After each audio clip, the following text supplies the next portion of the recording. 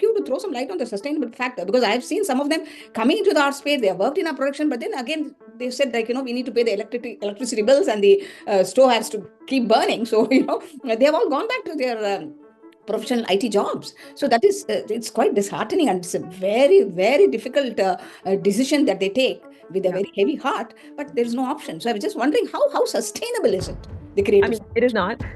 So unfortunately, I don't have a good answer.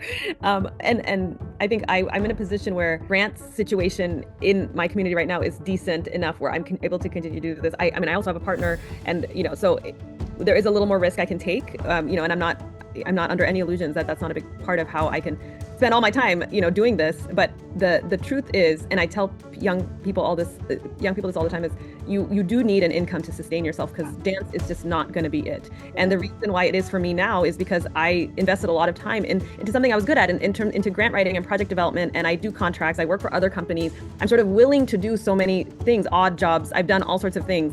And if you're not willing to do that, sort of take any job to sustain yourself, then you need to think, what is the job that sustains your income and that sustains the life that you want to, lead in terms of your living situation. Maybe do you need a car? Can you rely on public transport?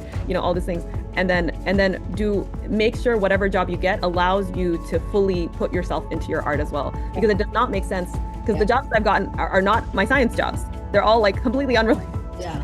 Or related to dance or not related to dance, but it gives me the hours that I need to focus on my art. And so I think I would ask folks to really look at how much they want art to be a part of their lives, and how much they can allow it without stressing themselves out in terms of the finances, and then get a job that really works with that hand in hand. So, because it's stressful. If you're stressed, you're not gonna be able to make your art. That for sure.